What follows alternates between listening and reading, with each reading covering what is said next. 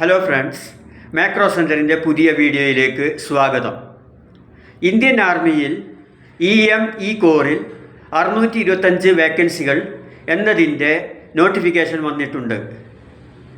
നമ്മുടെ പ്രധാന പത്രങ്ങളിലും അതിൻ്റെ പരസ്യങ്ങൾ കാണാം.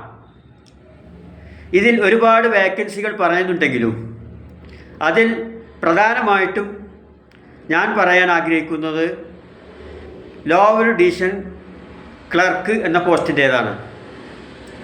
+2 ടൈപ്പിംഗ്, ഇംഗ്ലീഷ്, ഹിന്ദി പരിജ്ഞാനവുമാണ് അതിനാവശ്യം.